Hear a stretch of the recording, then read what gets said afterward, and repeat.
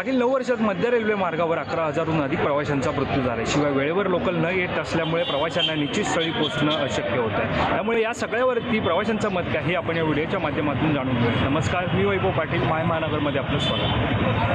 गेल्या 9 वर्षामध्ये 11,000 प्रवाशांचा मृत्यू झाला आहे. काय वाटतं, काय सांगा?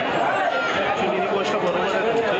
आता आपण पाहतो की भरपूर ठिकाणी म्हणजे भरपूर रेल्वे स्थानकावरती लोकांचा मृत्यू होतो ह्या गोष्टीमुळे. बिकॉज आता जे मेन आपले एक्सप्रेस वगैरे ट्रेन आहेत त्या हार्डली जास्त आहेत. जसं बघायचं तर ट्रॅक आपले कमी आहेत.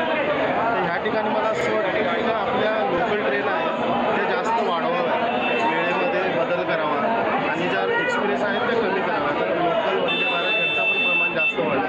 त्या मला वाटतं की त्या कमी केल्या आणि जर लोकल ट्रेन आहेत त्या वाढवल्या किंवा टायमिंगमध्ये सुधारणा केली तर निश्चितच ह्या गोष्टीमध्ये फरक पडेल असं मला वाटतं. ओके, या AC लोकं चालू केली त्यामुळे बऱ्याच लोकांचा चिकनचा खूप प्रॉब्लेम होतो.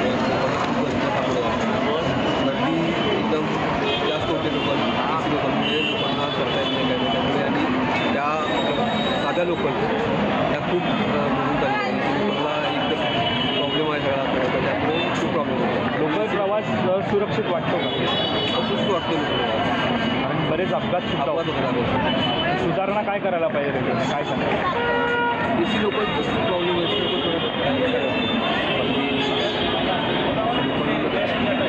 मुंबईमध्ये नाही होत. ज्या प्रकारे रेल्वे उशिरा लावतात त्याला काय सांगतात? हे सिस्टीम पण नाही, सिग्नल सिस्टीम पण बरोबर नाही आहे. खूपच खूपच त्रास होतो. लेट आहेत गाड्या, 15-15 रोजच्या लेट आहेत. तुम्ही कळव्यावरून येतो, कळव्याला रोज सकाळी 10 ते 15 मिनिटं गाडी लेट आहे रोज. एक म्हटलं जसं सर्वात महत्त्वाचा मुद्दा हाच आहे त्यांचा. सेंट्रल लाईनमध्ये ट्रेन वेळेवर नसते फर्स्ट ऑफ ऑल. मग त्या स्लो असो किंवा फास्ट असो त्या कधीच वेळेवर नसतात. इवन दो तिथल्या लोकल, जसं आता आम्ही ठाण्यामध्ये कामाला जातो तर ठाण्यावरून सुटणाऱ्या ट्रेन पण लोकल वेळेवर येत नाही. म्हणजे 10 ते 15 मिनिटं ही कमीत कमी त्यांची वेळेची लेट येतात ट्रेन्स. त्याच्यामुळे गर्दी वाढते. गर्दी वाढल्यामुळे हे प्रमाण तर नक्कीच वाढेल असं झालेलं आहे. सेकंड थिंग, चर्चगेट ते विरार आणि तुमचा सेंट्रलचा जो पल्ला आहे तो लांब आहे. स्टेशन्स लांब आहे.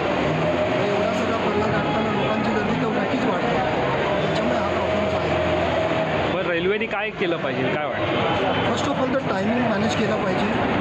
फेऱ्या वाढवल्या पाहिजे, ट्रेन्स वाढवल्या पाहिजे. जसं आता आम्ही वेस्टर्नला ट्रॅव्हल करतो तर इथे कसं टाईम टू टाईम गाड्या आहेत. तेवढा वेळ आम्हाला वाया घालवावा लागत नाही. आता विराटच्या असो, बोरिवलीच्या लोकल असो, बँड्रा असो किंवा अंधेरी असो, कमीत कमी ते प्रवाशांना तेवढा त्रास होतो असं. तेच आणखी काय बाकीचं तर प्रवाशांवर आहे. कारण प्रवाशांना कसंही करून जीव धोक्यात घालून प्रवास करायचा, ते कामाला वेळेत पोचायचं. काही ठिकाणी पंचिंग असतं त्यामुळे त्यांना त्या वेळेत नाही पोचलं तर त्यांचा प्रॉब्लेम पडत असं. या सगळ्या गोष्टी. थँक्यू. 9 वर्षामध्ये लोकलमध्ये जो प्रवासामध्ये जी वाढ झालेली आहे ॲक्सिडेंटची, त्याला 2-3 कारणं आहेत. पहिले कारण आपल्या ज्या लोकल आहेत त्या वेळेवरती न येणं.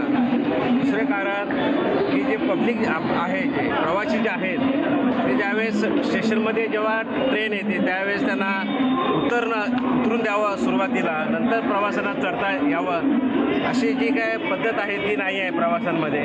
मला वाटतं ह्या 2-3 कारणामुळे ॲक्सिडेंट होण्याचे जे प्रमाण या 9 वर्षामध्ये खूप वाढलेलं आहे. त्याचप्रमाणे मुंबईमध्ये जी लोकसंख्या जी आहे ते लोकसंख्येमुळे खूपच ट्रेनला जे काय प्रवासी आहेत त्या ट्रेन ह्या कमीत कमी जास्त असाव्यात, वेळेवरती असाव्यात आणि त्याच्यामुळे मला वाटतं ॲक्सिडेंटचे जे प्रमाण हे कमी होईल असं मला स्वतःला वाटतं. तर मागील 9 वर्षात 11,000हून अधिक रेल्वे प्रवाशांच्या झालेल्या मृत्यू संदर्भात आपण प्रवाशांशी बातचीत केली. तर यावेळी प्रवाशांनी रेल्वेच्या संख्या ज्या आहेत त्या वाढवल्या पाहिजे, शिवाय जी गर्दी आहे ती सुद्धा कमी केली पाहिजे असं जे मत आहे ते व्यक्त केले. पण तुम्हाला या संदर्भात काय वाटतं हे आम्हाला कमेंट करून नक्की कळवा. आणि अशाच प्रकारच्या व्हिडिओ पाहण्यासाठी तुम्ही mymahanagar.com लॉग इन करा. आमचं Facebook page, Instagram page, Twitter page like करा. माय महानगर लाईव्ह या यूट्यूब चॅनलला सबस्क्राईब करा.